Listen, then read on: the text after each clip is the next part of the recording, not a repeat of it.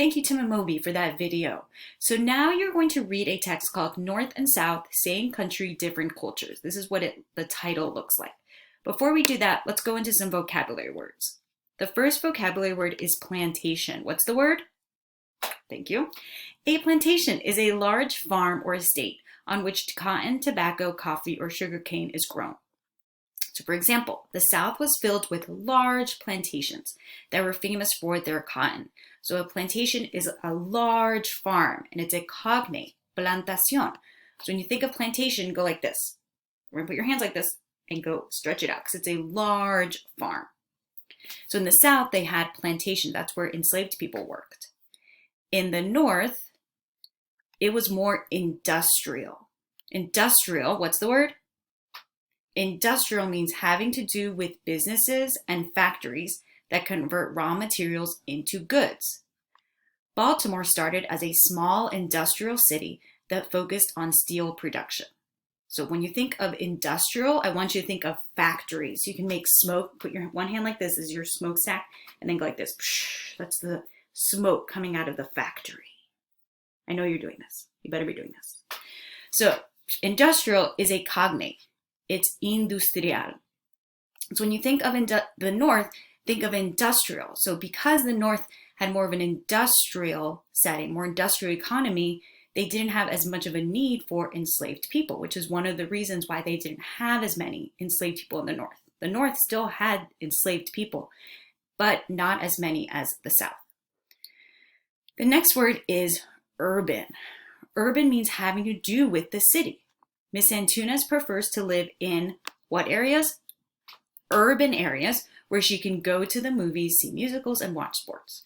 When you think of urban, I want you to think of cities. So big, tall buildings, like DC is a city. So urban areas were more found in the North than in the South. All right. The next word is economy. Economy is the system of how money is made and used within a particular country or region. A region's economy is connected with things like how many goods and services are produced and how much money people can spend on these things. So when you think of economy, I want you to think of money, go like this, or you can go like this, making it rain, money. In Spanish, economy is la economía, so it is a cognate. So in the North, their economy was mostly based on factories. So it didn't make as much sense for them to have enslaved people. So they didn't have as many people who were enslaved in the North. The economy in the South was more agricultural, which was one of the reasons why they had more enslaved people. So agricultural, what's the word? Agricultural means farm work, the cultivating of the soil, producing of crops, and raising of livestock. The state of Idaho thrives off an agricultural economy and makes a lot of money from their potatoes.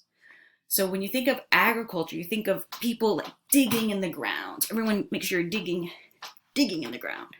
So agriculture has to do with farming. So in the South, their economy was based on agriculture, agricultural. The North, their economy was based on industry, factories. Okay, so that's a major difference between the North and the South. All right. So those are just some of the vocabulary words. This text, I'm not going to lie to you, is a little bit tricky. So everyone, I want you to give your brain a massage.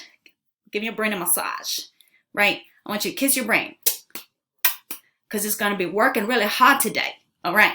So you're going to read this text, and in the text, and I'm helping you out, I put some footnotes. Remember a footnote? We talked about this in class. Is a little number next to the word, and at the bottom, it has the definition. It's like a secret. Psst, the definition's at the bottom. Okay, that was a little creepy, but okay. Footnotes help you define other words or phrases you might not know. All right. As you read today, I want you to be thinking about what's surprising. Remember, whenever you read a text, it's so much fun because you're thinking, oh, I'm going to get surprised. What am I going to learn about today? So you're going to be surprised. Think about what's surprising. And number two, I want you to think about what's different between the North and the South that would lead to the Civil War. After after reading, you're going to answer just 2 very simple reflection questions. It's not hard. And they will be in your assignment section in Teams. Okay, so this is the assignment that it looks like. Tomorrow, or if you want to do it today, that's fine. Tomorrow, you're going to complete this graphic organizer that will also be in Teams, and I'm going to help you out. I made it fill in the blank. Okay, so it shouldn't be too hard, but if you need help, you know how to reach me. Chat, or you can send a pigeon. That's fine too. Okay, so what are you doing today?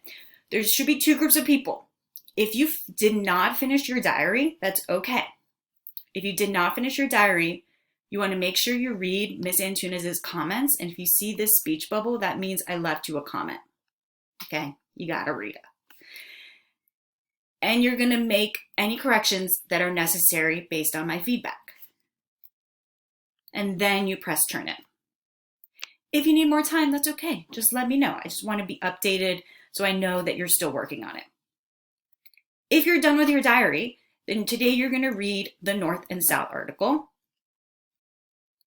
Then you answer the reflection questions. And then tomorrow you fill out the graphic organizer. Then you can turn it in whenever you finish it. If you need more time, that's totally okay. Anything where it says a due date, that's just more of a suggestion to help me and help you. But if you need more time, of course, just let me know, okay? You can do it.